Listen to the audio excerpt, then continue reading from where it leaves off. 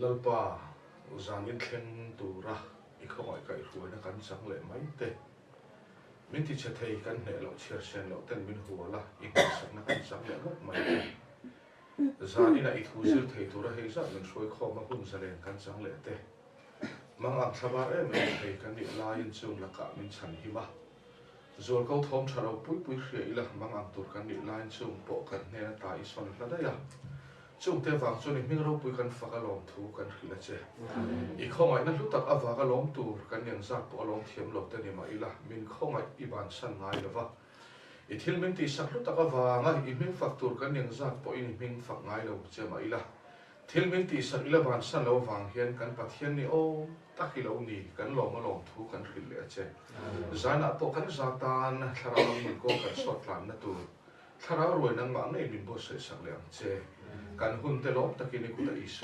kan la de amen le chanem kan ngai de ufle ka nga kan tlan de zar zar do na chuti lo chuan zan ni hi kan man chuan zer tum kan nga de ufle mai theya so bangin min kan tlan sak de do na ni Bible na Ringtu nun min zirtir hi enge. Ringtu nun kan ti cheva ma se kan Ringtu nun ti hilo in chen lei thei lova. Khongai na ti tu te hi Ringtu nun sei lova pu hi kan ni renga. Ringtu nun hi kan sei le emo kan ti lain sei lo ti kan lo ani. So wagen Ringtu nun kan ti hi ain ang lo ani mai the. Te chuan pakhat na a Ringtu ti hi chai le lok ila Ringtu chu tu nge ani kan ti chuan rin nei ani min sui lo kang Ringtu chuan rin ani ya arina chuan a than saka a tho sak thin tho sak tu nei lo chu Ringtu ni ngai lo rin nei lo po Ringtu ani theila Ringtu kan ti chuan tho sak tu nei Ringtu hi ama chau nge rin ani rin ani Ringtu chu ama chawani lo rin ani ya ama aya fel lo nge rinang ama aya fel Ringtu chuan ama aya fel rin ani ya ama aya chak rin ani ya ama aya thil ti thei rin ani ya Te chuan Ringtu chu arina chuan a hruai thina Ringtu chu hruai tu nei arina chuan a chol tir thin Ringtu chu chol tir tu nei arina chuan a ti chak thin Ringtu chu ti chak tu nei arina chuan chope thin Ringtu chu chope tu nei arina chuan a kai hruaya a en kola a ven hima Ringtu chu kai khoi tu en kol tu veng him tu nei kan ni cho bangin Ringtu nun kan soi hi alo in ang thei lo hi boi thla mai om Ringtu kan ni to chuan ti hian enge soi tu ti sak tu rin kan nei to chuan ti na ni kai khoi tu rin kan nei to chuan kan aya chak zok thil min ti sak zel tu tur rin kan nei to chuan ti na ni kan rin min ti sak na Ringtu kan ni zel to ti na ni so chon Ringtu ti hi kan soi horopa in ang na a ni kan ti a in ang thei lova so wangin Bible a kan lu tanga Ringtu nuna Bible in enge min zir tira tu Jeremia bung som le pasari changa chang ruka chuan mi khing rin chana mi khinga om chak na te fel na te thil ti thei na te ringa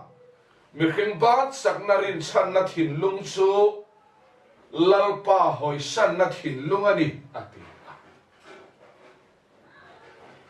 ani chu thale ra nim buk tawri re ang hiani a ra tha chuak tu re ma om lo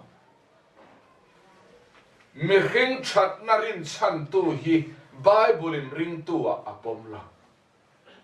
mi khinga om fel na mi khinga om thei na mi khinga om fin na kan rin chana chumi chu kan chuanga kan tlei pui hi ringtu nu na lo la ni mai lo chu thalera him buk chawani a ra cha chuak tu ra om lo ara lo hlim shim nge ara cha lo o kan pian ken fel na hi ara ve ama se van lam khen ra cha an pomem pom lo pani da chuan min so yang lalpa ringtu arin chan lalpa ni chu tui luang kia nga thing phun trâu ni về tổ lo vin phun atita tui luang kia nga an phuna lui kama zunga kaya tui luang kia nga thing phun lui kama zung kai kholom lo theng po rao lo na te hing reng si chu wangin ring tu nun chu phun in a soya chu phun chuan rina nei ta tui luang kia ngan phuna azung khan lui kama azunga kaya tui luang hi ring ta ni kholum lo them po lao lo na te hing reng si kholuma na hing reng kha ama chak na nge rina nei ring tu chuan rina nei kholuma po nang sui na hing reng maya iwa fel ve va ti la kei ka ni lo ka chak na ni lo pola rong iwa bol na sa ve kei ka ni lo krista thil ti thena na satak kei ma athok thin churingin ke ka pe na ni hi pathian ro pui ro se amen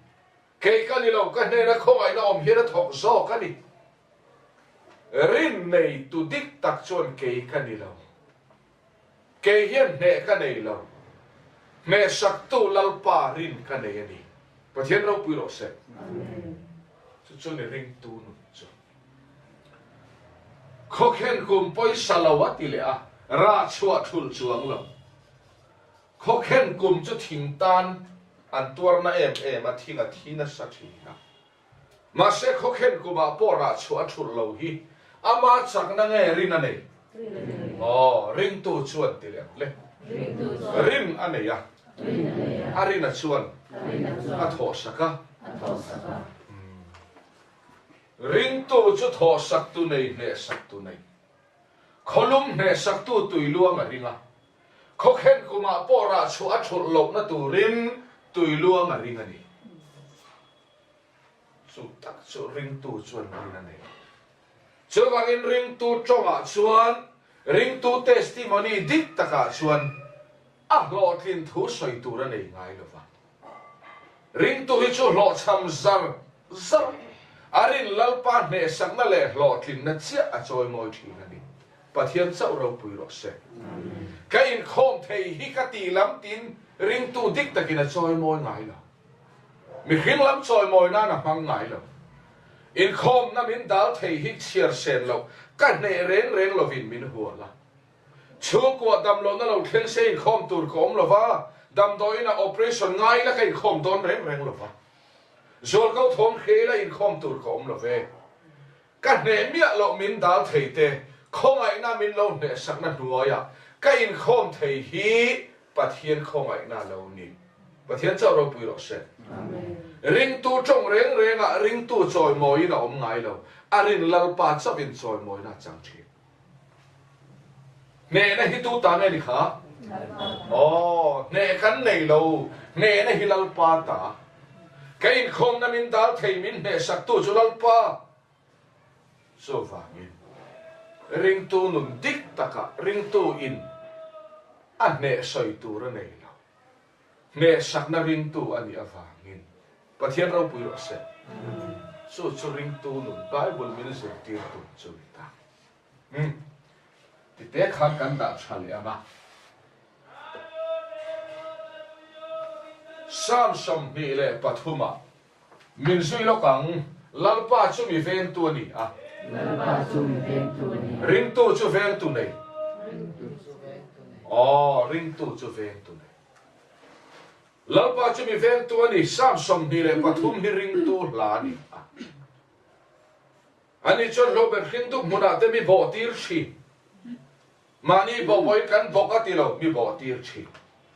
min sui le am chol na tui ka ma te kan kal ve to mai tu ra ni kha Bible lo chol na tui ka ma te mi huai chi Ringtu chun suai chi tu kan nei a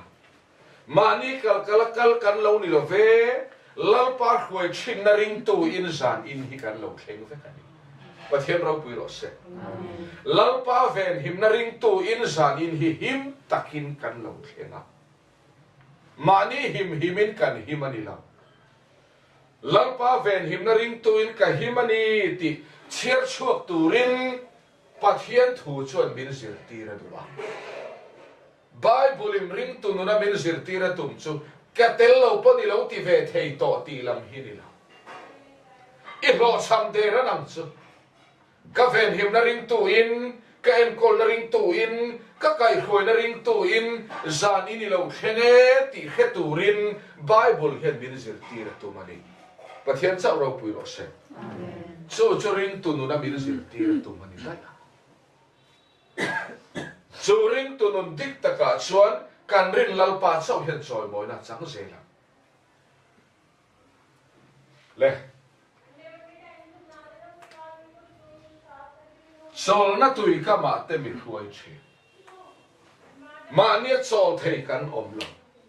mang an na lo thel se mang ang mai tur kan kol sa re ba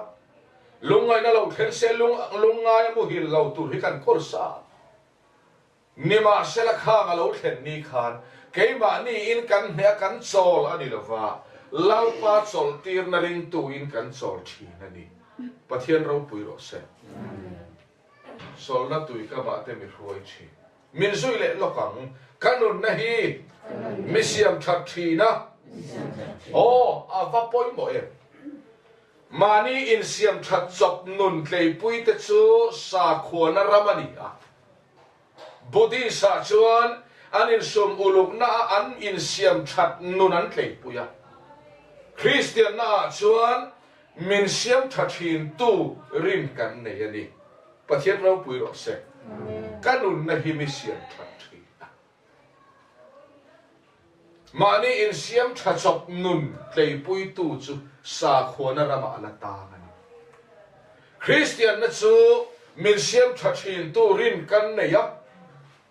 kanun na hi mi siam that thi aman minga wangin fel na ko wa te mi huai chi fel na ko ma min huai chin po hi kan lo chu ani la a khomai na wanga ama ming ngei ya fel na ko ma min huai chin tu pathian ani a ming chu mangai na pathian khomai na khat pathian laina na khat pathian ama minga wangin fel na ko ma huai chin kan ni chutia kaloti china wangin ke chu fel na ko ma mi huai bi ti tur kan lo om lo ama minga wangin thina lim ko rom so mai la thil chalo reng ka hlau lo ka ti ve thei to ka hlau lo ti hi sam zia kan ni lo em wanga hlau lo nge kan ni Ringtu chuan rina nei hallelujah nang ka ne na I oma chu wangin eng kim ti thei hi ka ne na I oma wangin thina lim ko rom zo mai la ka hlau ta lo fani Ringtu chuan enga tinge hlau lo ngot rina nei lo kan rin lalpa rin om na wangin kan hlau lo fa mi do tu te min mua ka ma a hian do ka ni buat sai thina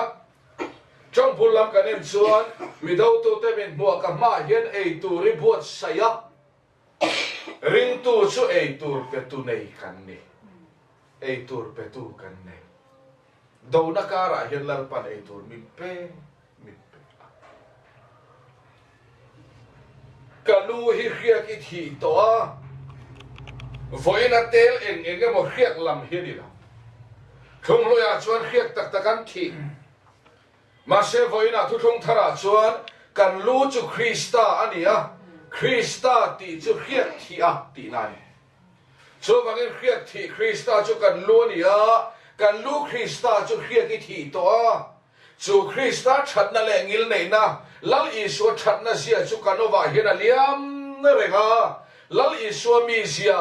ringtu taksa a lo luang chuak hi mi dang tan mal som na ni pathian ro pui ro se kan that na zar hi mi tan mal som na tling lo mi hring that na chuan in thanga kam se la mi chu kan that na chuan thanga kama a om angan ron ti le lo chuan a ok nge se la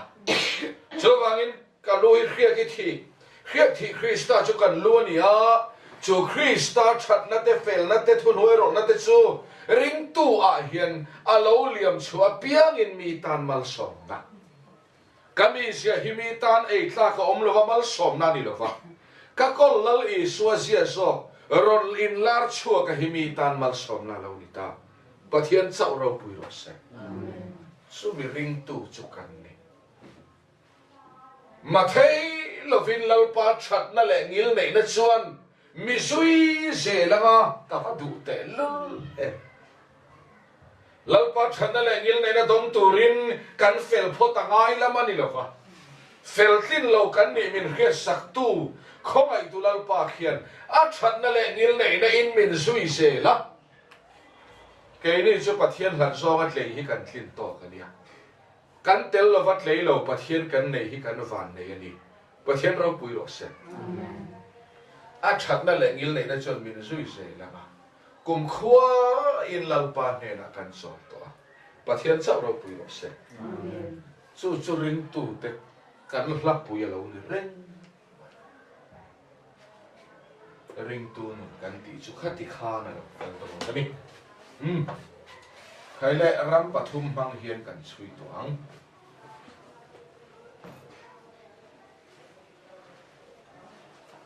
Israel fa te zin kong ram pathum hi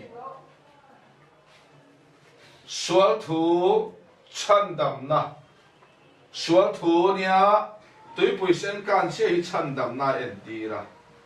Ringtu nu na ni thale hi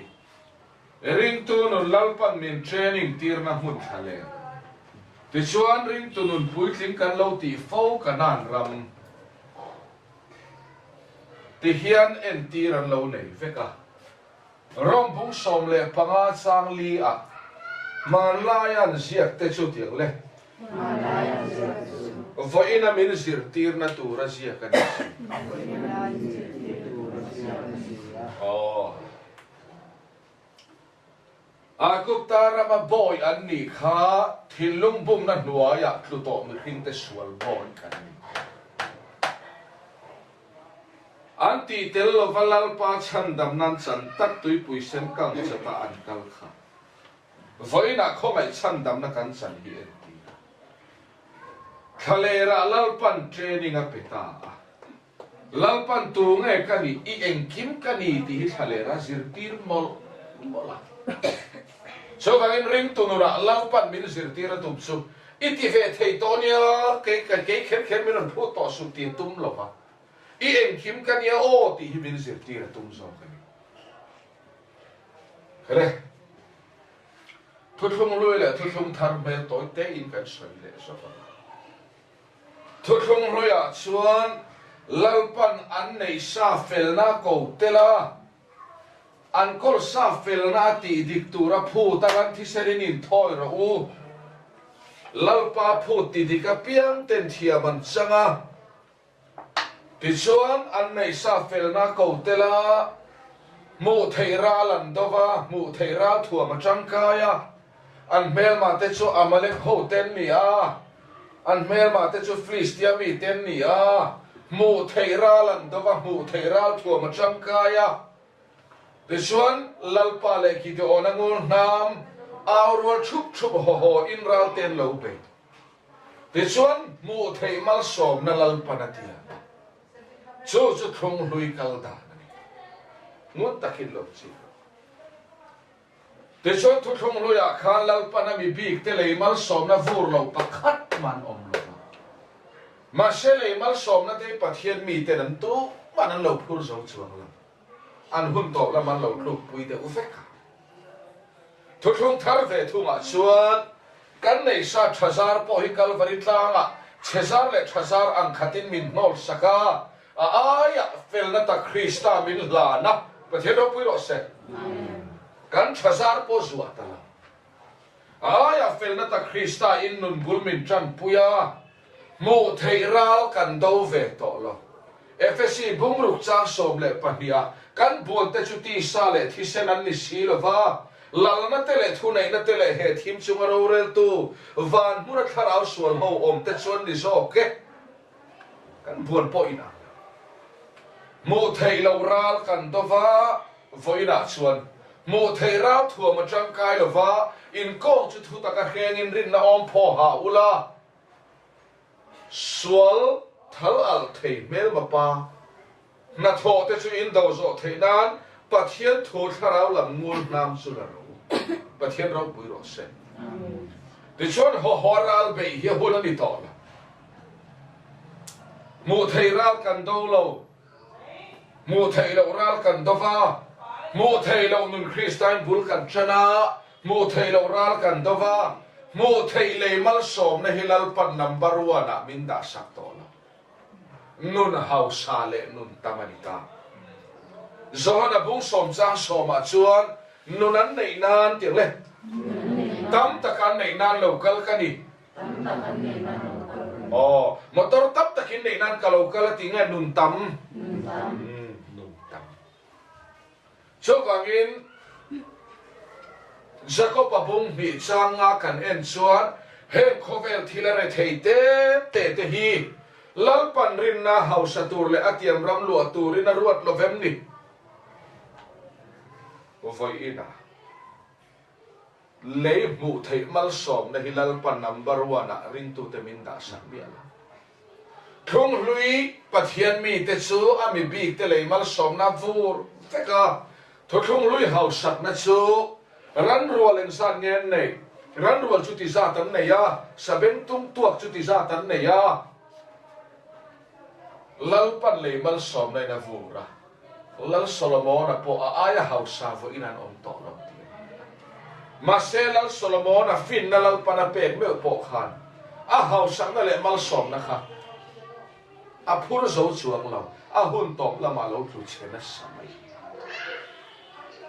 ani le thum tharong bol tu khoya nge in chan apostol te aron in chan ta chia lalpa zirtir apostol ten thum tharong bol na bulan ron chan chia le hau sang nan lal pana fur nge an martar deuh vek an martar deuh ta vek thum tharong bol tu lar tak pol hi le lama hau saem hau salo ane chun chu savon ip te vel khani ma chu fa hin thum thar pathian thu hi than haravu ta leimal som nei voi na min pe thei lo kan ti ni lo number 1 a lal pana da ber lova nun hausa min du sakani pola nun chu hausa min ti chak tu Krista a chuan engkim ka ti theni ti azia lai khan tan ina om pathian ro pui ro se tan ina om chunga le khe om nei na phuar thei lo nun hausa ni chu ni thum tharina min gol pui ta en ma nei lo chung po hau sak na thuru en tiang pon omila lung oi zer ka ching to ati polan nun hau sa khai le por om dan ka thia ba alo hau saka ei in alo hian nara tla cham lowa om poi lalpa alat pha to lova nun pui thin ril cham om dan ka thiam ta atlak cham har satamang an na poin lalpa alat tir chuang lova pathian ro pui ro se tan in thima kolan bun tira zalai taka lalpa fak theina nun hausa hi polan al kol ka ko var huna nga nge zalai taka ke ni chu kan khom nei han veng de pho se pathian kan la fak ve chu kan ti dewa zalai taka tan in fakhata midang ne nan tang sa a zan thim pakhatina nang ofeka chuti lain nun hausa pola chu zanlai taka kolbun chungin thiam lo chan tira ne kolan buna ma se kha san thim lai taka khan lalpa fak thei nun hausa lo kol tlat mi ti chak tua chon en kim ka ti thei ti te hi du ti na na mang tur song dewa sarmon kan cha tlat zela asiak tu pa hi mi ti chak tua chon en kim ka ti thei ti la khang khong ai om kha o ta nin chu a om dai ta nin om chung po in lalpa fak thei na chak na ne ga chu zok chu ni ti te po hi khia ta cha le nun hausa kan lut to ang ta hian a kuk ta na ma hian sal le boy mai an ni a rim takin an thoka an thorim na ina chandam lo tlung nu mi khin te hi kan ti ve lam in rim taka thok vek kan ni a kan ti ve lam hian min chandam lo ani chuan chandam na ma mo kan ni chandam ngai kan ni poi mo khop mai ti chuan lalpan mo sia le arona tira lalpan mo sia le arona tir helaya toy te se ka cha chu lalpan ami Israel fa te chan chok turin mo sia tir adikem atira ni chora chan chok thei don ani ang chu min tir te chon kan ti thei to lom lo ti chi chu ni lo tir tu lalpan mo sia hi ene zirtira tum masak ber kan ti chuan mo sian a lo cham sia mu masak ber se lalpan atu lalpan a chia lo te reng an lo cham sia mu masak ber tu rin atu lalpan a man tang kai don che chon i lo cham sia mu tir masak potam se eng tin nge ti ta khoi chuak tu rin atira tir tu lalpa khan a khoi chuak mai thei lova amitira hi a lo cham sia a in mu theinan faro thillo lo vati khau saka tir tu pathian hian ati khau sak bok chu mo sia azir tir na ma saperanita atir reng te lalpan rombo tura tir seni chuan i lo cham sia le eng ma lo ini hi azir tir ma saperan che lal i sona zirtir te kha eng title nge pe min so yang ke ma lovin eng ma in ti thei lo chu title chu an var po piang in tungan ma moang lal i suan ma wa kha ni ta lalpan tir tu ama mo le thei nan le mo sian tu nge ka ni mi lo cham der ka ni mi tir tu lalpa lo chon eng ma lo ka ni ti thei ka nei lo ti avar po pot lo chuan lalpan mo sia hi mang thei don lo chu wang chuan faro thin lunga ti khawa mo sia chu va lo cham thaka faron mo sia hoto faron mi pui ti re thei deu mi pui lama vakala chi pui ten an lo hobo lalpa mi tir dik tak mo sia hi hoina lam nei lo khopina lo cham so vele tir tu pala ma hoile ta lalpa imi te faro na ti khiom deu deva nang la ini la chandam si ka chandam tura ni lo ti khafia to adike I chandam lo chon ke thei ka ni chu ni Ringtu nu la lalpa zirtir che tu chu kan lo cham thu po zir chuak ei lo va Ringtu nun ka ti te chu ti fu chi kan ni le kan Ringtu nun ti tlang pui chu Ringtu nun ani lo ma ni ti tlei pui na nun ani Ringtu nun dik tak chu kan rin lalpa min ne sak na tlei pui na ni